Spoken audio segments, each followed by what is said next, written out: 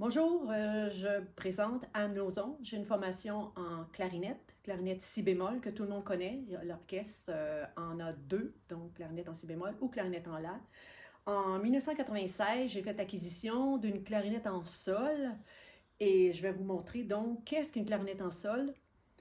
J'ai ma première clarinette ici qui est beaucoup moins développée que l'autre ici que je vais vous présenter. C'est une clarinette qu'on utilise surtout pour de la clarinette dite Schrammel à la viennoise. Alors ici, ça faisait plusieurs années que le fabricant n'avait pas fait.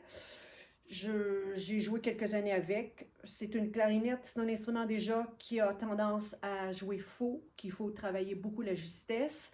Alors avec le temps, donc, j'ai commandé une autre petite clarinette en sol qui a beaucoup plus de facilité donc avec le système dit viennois, avec des petits roulettes qui facilitent le jeu, qui est plus gros aussi, qui a plus de possibilités de notes que cette clarinette ici.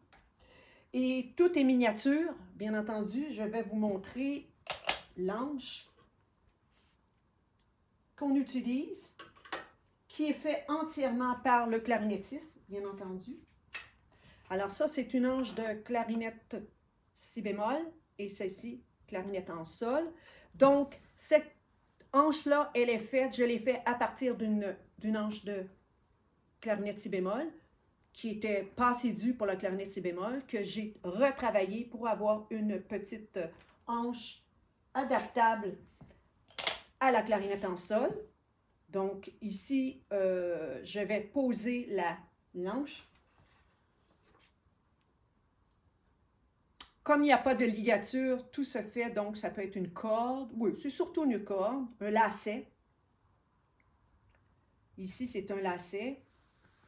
Alors, je vous montre la technique. On tient ici un bout, l'anche, et on roule le lacet tout en tirant pour être sûr que l'anche est bien positionnée et appuyée sur l'embouchure. Là, je bloque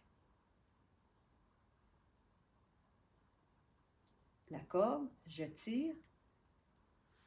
Et c'est le même principe que la clarinette en si bémol, sauf que tout est beaucoup plus aigu et c'est les doigtés allemands. Alors, je vais vous faire quelques sons et après, je vous parle des doigtés.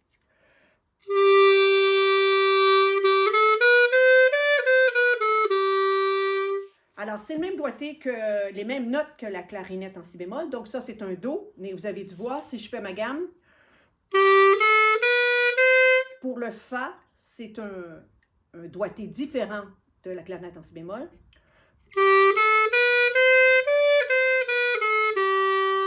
Alors, ça, c'est le Fa, et ici, c'est le Fa dièse, qui est le doigté de Fa naturel sur une si bémol. Alors, si je fais ma gamme de Sol,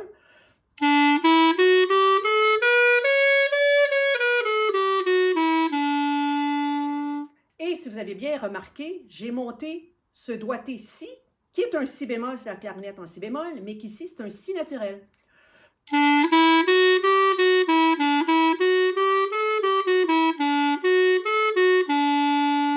Alors, ici, un autre doigté différent de la clarinette si bémol. Alors, si je vais avoir un si bémol, ça va être j'ai deux doigtés. Je fais la gamme de Fa. Ou,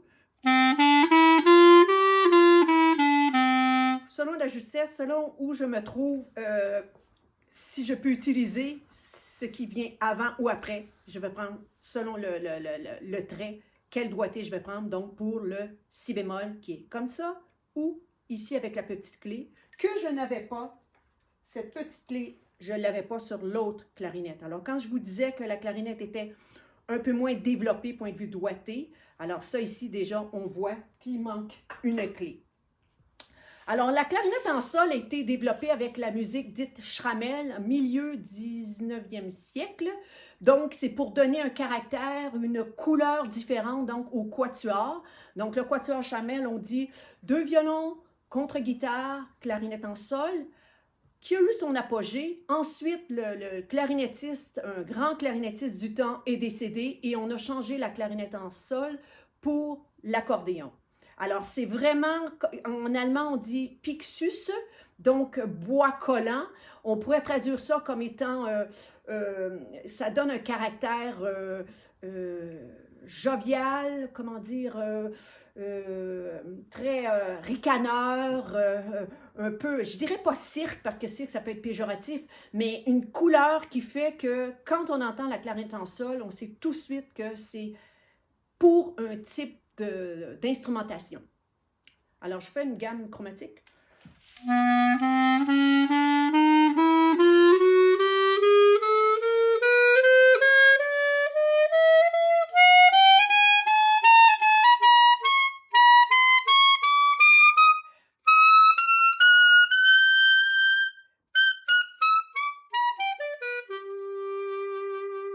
Il y a certains musiciens qui vont utiliser le vibrato sur certaines notes, des notes longues. Oui, c'est accepté, mais ce n'est pas nécessaire. Déjà, la clarinette en sol a un timbre qui fait un peu, comme je disais tantôt, là, un peu comique, un peu...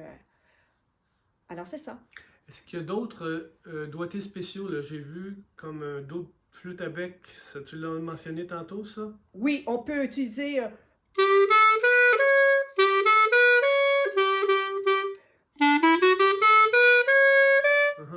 On peut l'utiliser comme ça, selon la justesse de l'instrument où il est un peu haut. Alors ça, c'est un fa dièse.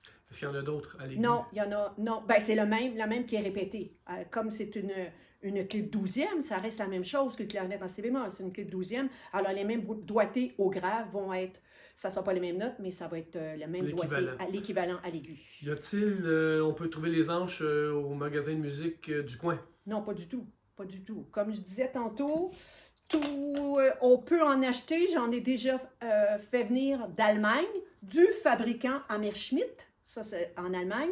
Mais dernièrement, je ne sais pas si c'est à cause de la pandémie, dernièrement, c'était plus difficile à trouver. Donc, il faut être autonome. Comme je disais tantôt, à partir d'une anche de si bémol, on fait la même longueur. Si je prends une autre anche ici, on s'arrange pour avoir la même longueur, la même largeur que la petite. On a un modèle, on part d'un modèle, on prend un si bémol, on coupe avec les couteaux. Et ensuite, ben, c'est le principe du sablage. Alors, soit avec du papier sablé, du 220, qui est plus dur au départ. Ensuite, on termine avec du 400 ou du 600 pour la pointe et donner la forme. Alors, c'est vraiment, c'est de l'artisanat. Il faut savoir faire des anches parce que sinon, on est un peu pris. Oui, peut-être qu'à travers le monde, il y en a qui le font, mais comme les oboïstes, faire ses anches, on n'a pas cette habitude-là chez les clarinettistes, mais moi, j'avais déjà cette formation-là avec mon professeur en maîtrise et j'ai même une machine qui ressemble beaucoup à une machine à clé. Et donc, je pars d'une bonne anche et comme une machine à clé, puis ensuite, je fais la finition avec du papier sablé et ce petit morceau de plexiglas qui nous aide beaucoup à mettre l'anche prête à jouer.